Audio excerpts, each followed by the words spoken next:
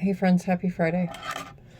Okay, I'm going to try this video one more time to show you the proper way, or well, my way. Everybody's way is going to be different on how to sew these granny square pouches. I'm going to do this probably very quick. It's been very chaotic today.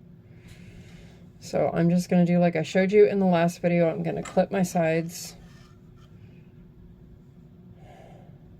like so, just so that they're held down, and then that just leaves me with this side here. I need one more clip. I have a very unsure cat behind me, so if you hear crying, he's a little upset because he normally would lay at my feet when I'm at my desk, and he can't because I have my camera set up here. So if you hear a cat crying, that's why. Okay, so there's the pouch. I showed you how to do that on the last video, where you just turn it kind of like so your points are up and down and then on the sides, and then pull them in like so. And then I'm going to just take a piece of yarn and cut it. I don't want it real long because it will get tangly. Okay. So I'm just threading my little needle here. And then we're going to start at the bottom. And I'm going to go in the back loops of these stitches. Okay.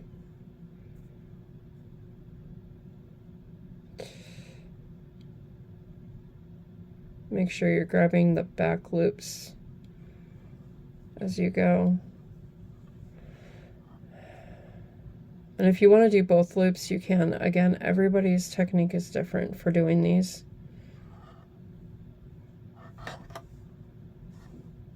Go ahead and snug that up now. All right. So yeah, all you do is just catch your back loop of each stitch. See? Catch those back loops. And if you want to use the technique I used in the first video, you can, where you're catching both loops. It's just however you feel comfortable. Another option, you can sew these inside out. Totally up to you. Catch that back loop and that back loop. So if you see, going through the back loops. So that's all you're going to do. And then once you get up to the top here, you're going to fasten it off, fasten your yarn off. And then you're going to grab another piece of yarn and you're going to come over here and you're going to start and go up this side here. And then when you get done sewing in your sides, you're going to grab a button. And I've shown you this on previous videos. I apologize. Our winds have been horrendous today. We are under red flag warnings here in Southern California, which means fire warning, fire danger. So that is where we are at. That button is too big, so you might have to play around with your buttons. Yeah, so I sound all nasally. That's why, because the winds are just stirring up everything today. So that button might work, and you want a button that's going to be big enough to go through. I don't know what's going on here with this granny square. Might have been falling asleep when I made this one. You want it to be able to go through the top loop up here. Actually, it's this one.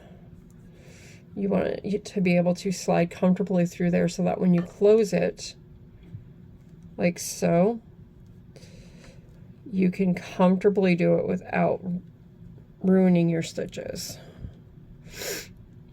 Okay, so see like that. See.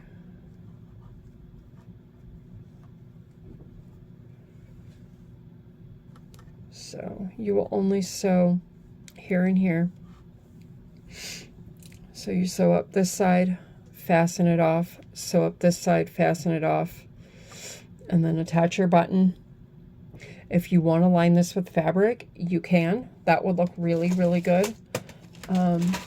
Another thing you can do, I just purchased these off of Amazon, these little clips, is you can take one of these little rings, and then this one does not want to open. There it goes. Maybe. There we go. So this one just opens like so, and then closes. And these are nice because you can take them on and off really easily. You can attach it through the corner here.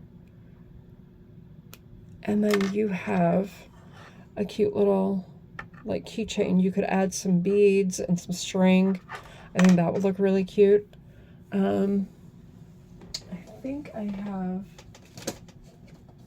no, that won't work. Let me see. Without compromising any of my information, let me see what I have.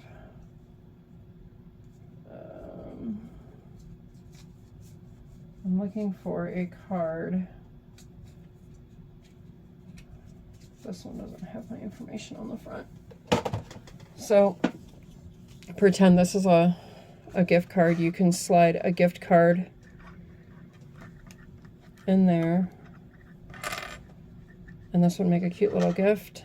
Like I said, I'm going to put prayer verses, stuff like that inside. So you can do that. These comfortably slide in and out. So use your, you want to have, if you look, I have a little bit of room on either side of this card. You want to make sure you've got a little bit of room on each side so that you're not forcing the card in there. Or whatever you choose to put in there. You can put a gift of money, pretty much anything. These are very, very, I apologize, my goodness.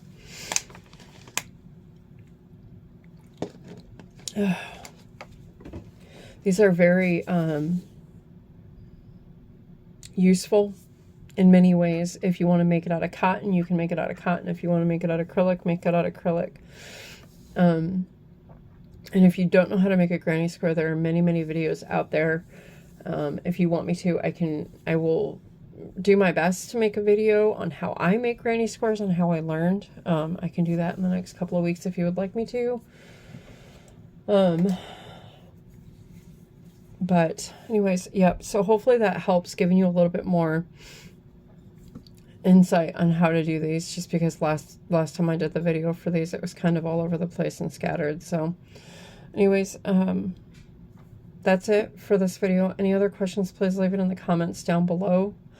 I'm gonna title this one Granny Square Pouch 2.0. So the other one's still gonna stay up just because it shows the other method of how I sew. But the other thing really quick before I close this video out is get your yarn as close to the color of your square as possible. I know last time I said to be different and fun, but honestly, as I thought about it and after getting some feedback, I do agree with people that you want to get your yarn as close to the color of your square as possible, because the person you're gifting it to might not have the same taste in design as you do. So I know I like funky, weird colors, but like, you know, for example, this is a scarf. I just literally started a scarf today for my uncle, and it was a lot. I have so many funky fun yarns I wanted to use, but I wanted to be mindful of him. So anyways, friends, that's it for now. I'm going to get off of here. I'm going to close this video, and I will be back next week with something. I don't know what yet, or we'll figure it out next week as we go. So anyways, I love you guys. Have a great weekend. And remember, be kind to one another. And we'll see you all next week.